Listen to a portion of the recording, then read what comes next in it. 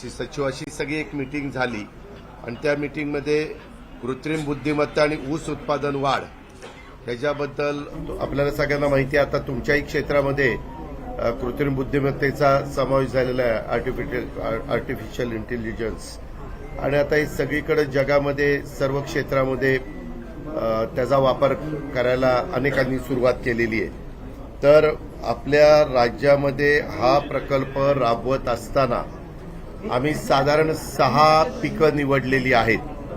त्यामध्ये ऊस, कापूस, सोयाबीन, त्याच्यानंतर पॅडी म्हणजे भात, कांदा आणि मका अशी साधारण 6 पिकं आम्ही त्याच्यामध्ये घेतलेली आहेत.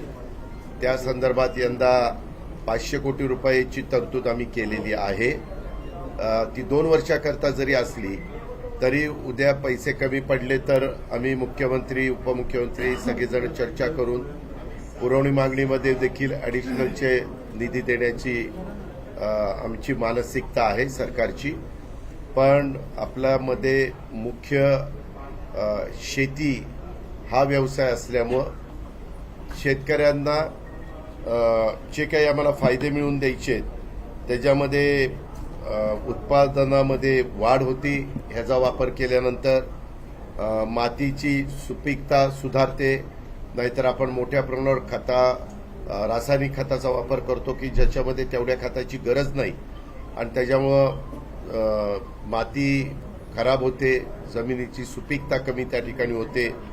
त्याच्यानंतर खतांची मोठ्या प्रमाणावर बचत होते, पाण्यामध्ये खूप मोठ्या प्रमाणावर बचत होते. म्हणजे 50% पाणी वाचतं, खतामध्ये देखील 40 ते 50% खतं वाचतात. आणि हे सगळं करत असताना ऑक्सफर्ड विद्यापीठ आणि मायक्रोसॉफ्टमधील वेगवेगळे काही लोकांचं पण काही कंपन्यांनी टायअप केलेलं आहे, काही संस्थांनी टायअप केलेलं आहे. हे करत असताना राज्यातली जेवढी कृषी विज्ञान केंद्र आहेत, जेवढी कृषी विद्यापीठं आहेत आणि काही खाजगी पण कंपन्या ह्या क्षेत्रामध्ये उतरलेल्या आहेत. अशा पद्धतीनं मग शेतकऱ्याला ते देत असताना पैसे कसे उपलब्ध होणार, त्याच्यामध्ये काय आपल्याला इन्सेंटिव्ह देता येणार, अशा बऱ्याच चर्चा 9 ते जवळपास 10:30 पर्यंत आम्ही 1.5 तास त्या बाबतीमध्ये केली. आमच्या ॲग्रिकल्चर डिपार्टमेंटनी पण प्रेझेंटेशन केलं की महाराष्ट्र सरकार काय करू पाहतंय. काहींनी आम्हाला पण प्रेझेंटेशन केलं की काहींनी जे केलंय चांगलं आणि उत्पन्न वाढलंय ऊसाचं ते कशा पद्धतीनं वाढलं. आज पीएम ऑफिसमध्ये पण ह्याच्या संदर्भातली पीएम ऑफिसनी काही सूचना देऊन एक मीटिंग दिल्लीमध्ये लावलेली आहे. त्याला बहुतेक कृषी मंत्री पण हजर राहणार आहेत, इतर पण काही मान्यवर मंत्री हजर राहणार आहेत, अधिकारी हजर राहणार आहेत. असा हा सगळा प्रोग्राम आहे. आणि तो आता बघा खरीप हंगाम जूनमध्ये सुरू होईल. आता एप्रिल महिन्यात आपण आहे. आमची घाई जरा कुठल्याही परिस्थितीत मे पर्यंत तो सगळ्या गोष्टी, आता ही आजची तुमची मीटिंग झाल्यावर प्रेस झाल्यावर मी आपल्या पिंक रिक्षाचा पण रिक्षा वाटपाचा कार्यक्रम तिथं घेतलेला आहे. महिला बालविकासचा आदिती तटकरे आणि माणिकराव कोकाटे बाकीचे मान्यवर आहेत. जसं परवा मुख्यमंत्र्यांनी आपल्या नागपूरला तो कार्यक्रम केला, तशा प्रकारे आपण या पुणे विभागाचं इथं त्या बाबतीमध्ये घेतोय. काही ठराविक शहरं पहिल्या टप्प्यामध्ये आपण घेतलेली आहेत, त्याच्यात पुणे, पिंपरी चिंचवडचा समावेश आपण त्या ठिकाणी केलेला आहे आणि ते काम त्याच्यामध्ये आम्ही करतोय. दुसरं, जिल्हाधिकाऱ्यांना पण मी काही सूचना दिल्या. गणेश कला क्रीडा केंद्रामध्ये आपण ह्याच बाबतीमध्ये पुणे जिल्ह्यामध्ये काय करू पाहतोय त्याला पण मी रस्तोगींना बोलवलंय, माणिकराव कोकाट्यांना बोलवलंय, सुरेश मांढरेंना बोलवलेलं आणि ह्याच्यातल्या तज्ज्ञ लोकांना बोलवलेलं आहे. आपल्या पुणे जिल्ह्याची भौगोलिक परिस्थिती वेगळी असल्यामुळं कुठल्या साधारण तालुक्यामध्ये एआयचा वापर करून कुठल्या पिकाला किंवा कुठल्या फळांना आपण प्राधान्य देणार आहे त्याचं आज दुपारी आम्ही 2-3 तास बसून त्याच्या निर्णयाप्रत येणार आहे. आणि त्याच्या संदर्भात वेळ पडली तर डीपीसीमधनं देखील मी काही पैशाची तरतूद डीपीसीच्या सर्व सन्माननीय सदस्यांना विश्वासामध्ये घेऊन त्या बाबतीमध्ये करणार आहोत. तर तो एक आहे. आणि अजून एक मला आपल्याला ह्या प्रेसच्या निमित्तानं सांगायचं आहे की आपल्या देशाचे पंतप्रधान नरेंद्र मोदी साहेबांनी सर्वांसाठी घरांचं स्वप्न साकारलेलं आहे आणि त्याच्यामध्ये चांगलं टार्गेट 2 कोटी घरांचं दिलेले, त्याच्यात आपल्याही राज्याला चांगला उद्दिष्ट प्राप्त झालेलं आहे. सर्वांसाठी घरं या संकल्पनेवर आधारित पंतप्रधान आवास योजना शहरी 2 राज्यामध्ये राबवली जाते. त्याच्यामध्ये प्रधानमंत्री आवास योजना शहरीमध्ये पुणे विभागामध्ये साधारण पिंपरी चिंचवड आणि पुणे शहरात आणि पुणे ग्रामीणला असे मिळून 35,000 घरांच्या निर्मितीचा कार्यक्रम आम्ही हातामध्ये घेतलेला आहे.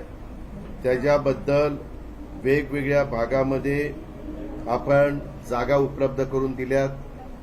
कलेक्टरची माझी त्याबद्दलची मीटिंग त्या बाबतीमध्ये झाली आणि या योजनेच्या अंतर्गत येणाऱ्या घरांचं बांधकाम हे monolithic construction with aluminium shuttering या अत्याधुनिक तंत्रज्ञानाचा वापर करून हे बांधकाम भूकंप रोधक त्या ठिकाणी असणार आहे आणि त्याचं जीवनमान 80 वर्ष राहणार आहे. लाभार्थी कुटुंबांमध्ये पती पत्नी, अविवाहित मुलं मुली, 18 वर्षाखालची अशा पद्धतीनं या योजनेच्या अटी शर्ती आहेत. या योजनेचं घर खरेदीसाठी पात्र होण्याकरता वार्षिक आर्थिक उत्पन्न 3 लाखाच्या पेक्षा अधिक नसावं.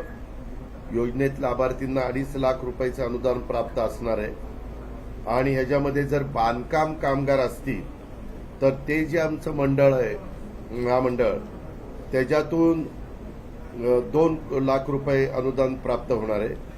त्याच्यामध्ये घरांचं अत्याधुनिक बांधकाम तंत्रज्ञानामध्ये आम्ही सोलर सिस्टीम आणि ग्रीन मानके यासाठी देखील अतिरिक्त अनुदान देण्याचा निर्णय, तुम्हाला माहिती आहे की मध्ये एक कार्यक्रम आपण बालेवाडीला घेतला होता. मुख्यमंत्री आम्ही सगळेजण त्या कार्यक्रमाला होतो, सेंट्रलचे पण मिनिस्टर होते. तशा पद्धतीनं आपण हा कार्यक्रम त्या बाबतीमध्ये घेतो. या योजनेमध्ये घर खरेदी करता मुद्रांक शुल्क आम्ही 1,000 रुपयेच लावलेलं आहे आणि या योजनेअंतर्गत उभारले जाणारे प्रकल्प हे कामाच्या नोकरीधंद्याच्या दृष्टिकोनातून सहज पोचता यावं अशा प्रकारचे स्पॉट आम्ही बावधनला निवडलेले आहेत, काही पिंपरी चिंचवडमध्ये निवडलेले आहेत, आपल्या पुण्यामध्ये देखील 4-5 ठिकाणी निवडलेले आहेत आणि तोही कार्यक्रम आम्ही हातामध्ये घेतोय. मला प्रकर्षाने जाणवलं आपल्या शहरांमध्ये, राज्यांच्यामध्ये जे लोक बऱ्यापैकी घरामध्ये राहू शकतात आणि ज्यांचे उत्पन्न चांगलं आहे ते जवळ चांगल्या घरामध्ये, मोठ्या फ्लॅटमध्ये राहू शकतात, असा वर्ग आपल्या पुण्यामध्ये बऱ्यापैकी आहे. आयटी क्षेत्र असल्यामुळं, ऑटो क्षेत्र आपल्याकडे असल्यामुळं, ऑटो हब झाल्यामुळं, इतर इंडस्ट्री आपल्याकडे येत असल्यामुळं आणि त्याच्यात ती लोक त्यांच्याकडे काम करणारे ड्रायव्हर, त्यांच्याकडे काम करणारे झाडू पोतना करणारे, हाऊसकीपिंग करणारे, धुणं भांडी करणारे, जेवण बनवणारे कुक यांचा कुठंच विचार केला जात नाही. मग ह्या लोकांचं राहण्याची फार गैरसोय होती आणि म्हणून साधारण ह्या वर्गाला आणि या सगळ्यांचं उत्पन्न ते 3 लाखाच्या आतमध्ये बसतं. तुम्हालाही माहिती आहे की ड्रायव्हर लोक 20, 22, 24,000 रुपये त्यांना पगार असतो, म्हणजे 24 आणि 48 म्हणजे 3 लाखाच्या आतच असतं. बाकीच्यांचाही असाच असतो आणि मग बकालपणा शहरात वाढतो, झोपडपट्टी वाढते. ही लोक मग काहीच मिळत नाही तर झोपडपट्टीत कुठंतरी काहीतरी एखादं घर उभं करण्याचा प्रयत्न करतात, अनधिकृत बांधकामं वाढतात आणि म्हणून ह्या वर्गाच्या करता पण आम्ही हा 30 ते 35,000 घरकुलांचा कार्यक्रम हातामध्ये घेतलेला आहे. त्याला निश्चितपणे चांगला प्रतिसाद मिळेल. जागाची उपलब्धता राज्य सरकारच्या वतीनं त्या ठिकाणी करण्यात आलेली आहे. ह्या सगळ्या गोष्टी आम्ही आपल्या शहराकरता आणि एआयचा वापर राज्यातल्या शेतकऱ्यांच्या करता अशा पद्धतीनं आम्ही करतोय आणि त्याच्याबद्दलच्याच आजच्या मीटिंग होत्या. या घरांची किंमत किती असेल? या घरांची किंमत त्या भागात आम्ही ही घरं उंच बांधणार आहोत. आम्ही त्याच्यामध्ये ते ग्राउंड प्लस 3 वगैरे करणार नाही आणि त्याच्यात अशी काही रक्कम आम्ही उभी करणार आहे त्याच्यात आम्ही या वर्गाशी बोलतोय. आम्ही काही लोकांना सांगितलेलं आहे की काही बाबतीमध्ये आपण एवढं जरी अनुदान दिलं तर किंमत आपण म्हणताय तशी जास्त राहणार आहे, पण ती त्यांच्या हप्त्यानी पण त्यांना फेडता येईल. आणि बँकेशी पण आम्ही लिंकअप करतोय की बँकेला ते घर मॉर्गेज करायचं आणि ते घर किफायतशीर दरामध्ये त्याला मिळेल आणि त्याचा हप्ताही व्यवस्थितपणे जाईल. आणि त्याच्यातली काही कॉर्पस तयार करून वर पूर्णपणे सोलर पॅनल बसवून तिथं लागणारी लिफ्ट आणि त्या लिफ्टला लागणारी वीज, मोठ्या इमारती आपण करतोय म्हणून तिथं लागणारं पाणी खालनं पंपिंग करायचं वगैरे ह्याच्याकरता, आणि तिथं लागणारी बाहेरची वीज, घरातल्या विजेचं मीटर तर त्याचं राहणार, परंतु जी सर्वांच्या करता जी सोसायटी असते, थोडा वेळ सोसायटी जरा तेही त्यांची ती वीज ह्या करता मात्र सोलर पॅनल पूर्ण वरच्या टॉपवर आपण टाकणार आणि त्याच्यात जेवढी ह्या करता वीज लागेल तेवढे पॅनल. आता नवीन पॅनल, पूर्वीचे पॅनल साधारण 550 युनिट वीज द्यायची, आता 850 युनिट देणारे वीज देणारे आणि थोडी साईज कमी असणारे पण पॅनल आले. तुम्हाला पत्रकार मित्रांनो आठवत असेल, पूर्वी 1 मेगावॉट वीज तयार करायला 6 एकर लागायचं, नंतर पुन्हा 5 एकर लागायला लागलं, आता 4 एकर लागतंय आणि नवीन तर आता 3.5 एकर लागतंय. त्याच्यामुळं पूर्वी 6 एकरात 1 मेगावॉट व्हायची कारण तेवढे पॅनल लावायला लागायचे, आता मात्र 3.5 एकरात 1 मेगावॉट वीज तुम्ही अत्याधुनिक गोष्टीचा वापर केल्यानंतर होऊ शकतं. तसंच त्या वरच्या टेरेसचा उपयोग आपण करून घेणार. सर दादा, खरं तर ऊस शेतीमध्ये नवीन वाण विकसित जर होत असले तरी ऊस हे जास्त पाणी घेणारं पीक आहे. आज राज्यामध्ये पाण्याची परिस्थिती बिकट आहे, लोकांना प्यायला पाणी नाही आणि एकीकडे मग हा समतोल तुम्ही कशा पद्धतीने सांगता? अरे बाबा, ह्याच्यामध्ये 50% पाण्याची बचत होणार आहे. 50% पाण्याची बचत म्हटल्यानंतर कितीतरी मोठं काम होणार आहे ना, आणि ते सिद्ध झालेले आहेत. 2-3 वर्षाचे त्याचे प्रयोग झालेले आहेत आणि ते सक्सेस झालेले आहेत आणि त्याच्यातनं ऊसाचं टनेज पण वाढलं, खतं पण कमी लागली आणि शेतकऱ्यांचा फायदा त्याच्यामध्ये होतोय. त्याच्यामुळं पाणी याच्यात जास्त लागणारच नाही, उलट पाण्याची बचत होणार आहे. आणि जिथं पाण्याची कमतरता आहे तिथं आपण असल्या पिकाला प्रोत्साहन देतच नाही. जिथं पाणी बऱ्यापैकी असेल, पाण्याची कमतरता असेल तिथं फळबागांना आपण प्रोत्साहन देतो. जिथं पाणी जरा बऱ्यापैकी असेल तिथं ऊसाला आपण प्रोत्साहन देतोय. जिथं मध्यम पाणी असेल तिथं सोयाबीन, कापूस, मका, कांदा ह्याला प्राधान्य देतोय. आणि जिथं पाणी म्हणजे माझं भंडारा, गोंदिया, गडचिरोली, चंद्रपूर, पालघर, ठाणे आणि कोकणचं पट्टा, त्याच्यात धान म्हणतात, काही पॅडी म्हणतात, काही भात म्हणतात, त्या पिकाला तिथं आपण प्राधान्य देतो. दादा, भोरचे आमदार संग्राम थोपटे भाजपमध्ये प्रवेश करतायत, मग मी काय करू? उद्याच्याला तू कुठल्या चॅनलला आहे? साम टीव्ही. तू उद्या TV 9ला गेला तर तुझा अधिकार आहे ना, तू कुठं जावं? IBM ला गेला, लोकशाहीला गेला, NDTVला गेला, ABPला गेला, तर तो तुझा अधिकार आहे. तेव्हा का ते एका राजकीय पक्षाचे आमदार होते, आता ते पराभूत झाले. आता त्यांनी काय करावं तो त्यांचा अधिकार आहे. मला त्याबद्दल कॉमेंट्स करण्याचं काहीच कारण नाही.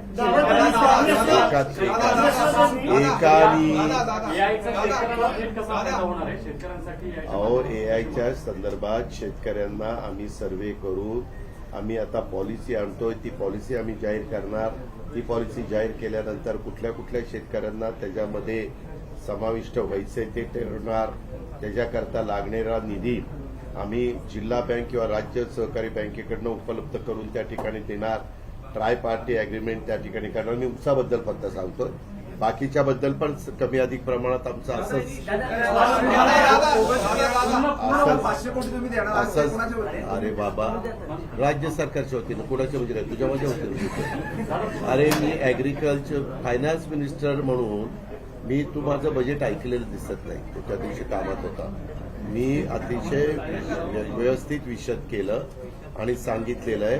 आम्ही AIचा वापर तर अनेक ठिकाणी करतोय. कॅबिनेटला दरवेळेस एकदा दोन हे असतात, विषय असतात एआयचा वापर करण्याच्या संदर्भामध्ये केंद्र सरकारने पण ते मनावर घेतलंय आणि आता त्या रस्त्याने गेल्याशिवाय आपल्याला गती नाही.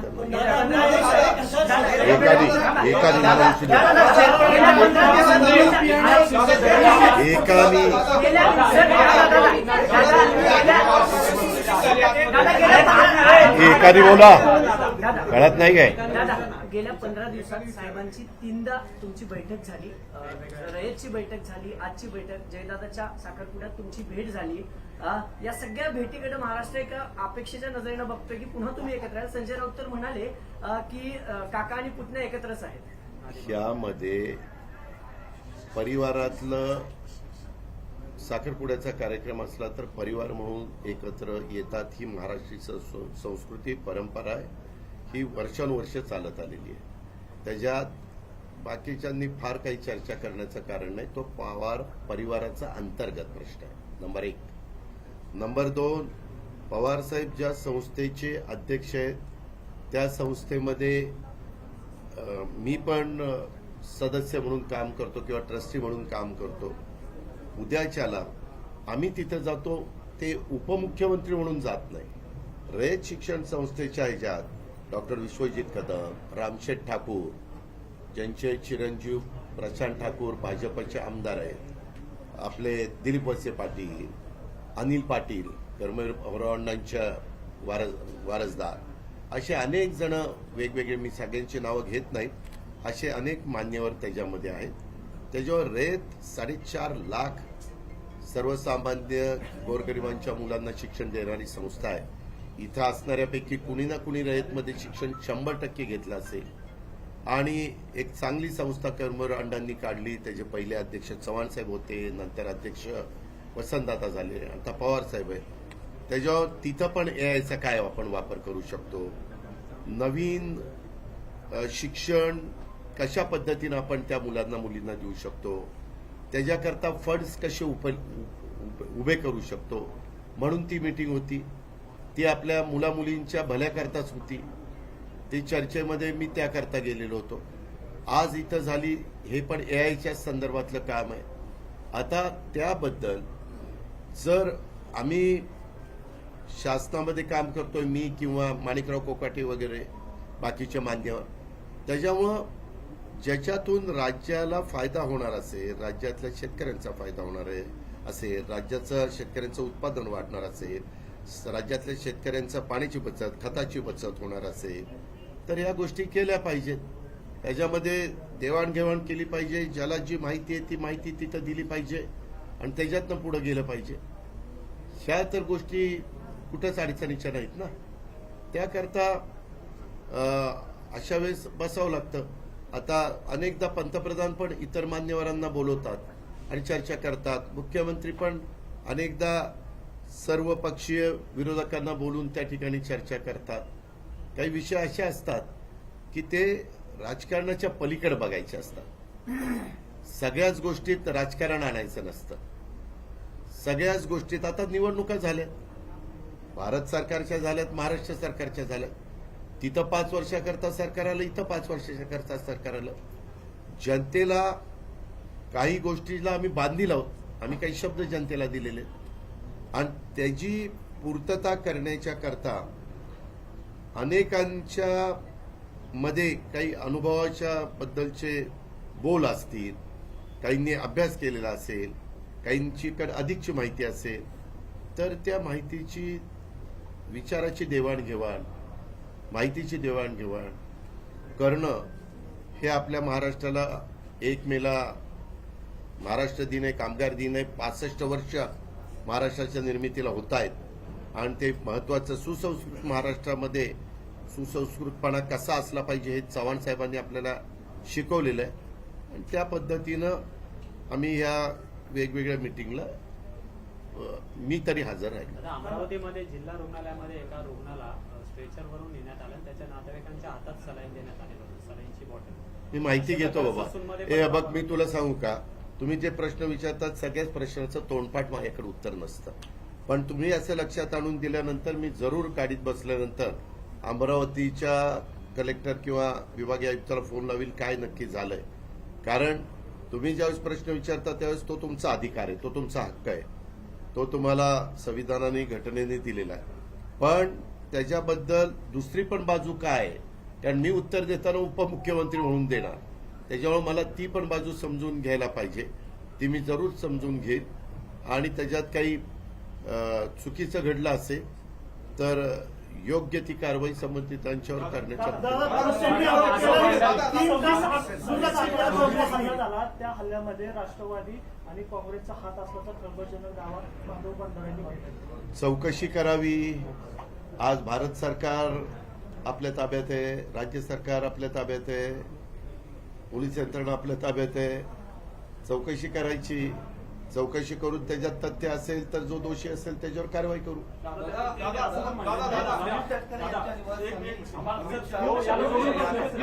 मला आता तुम्ही काय तुम्हाला आता प्रश्न उपमुख्यमंत्री अजित पवार यांची शरद पवारांबरोबर एक बैठक झाली. या बैठकीमध्ये काय काय घडलं त्याच्याविषयी अजित पवार माहिती देत होते.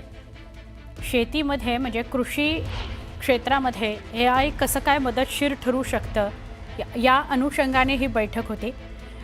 पत्रकारांनी त्यांना हाही प्रश्न विचारला की तुम्ही आणि काका शरद पवार हे तिसऱ्यांदा एकत्र येत आहे, तर तुम्ही जवळ येणार का, काका पुतण्या म्हणून कुटुंब म्हणून जवळ येणार का. त्यावर त्यांनी उत्तर दिलं की कामानिमित्त भेट असते आणि कौटुंबिक जेव्हा काही कार्यक्रम असतो तेव्हा तर अर्थातच आम्ही एकत्र असणारच असणार. एक छोटासा ब्रेक घेऊया, काही मिनिटात पुन्हा भेटू. पहा फक्त न्यूज 18 लोकमत.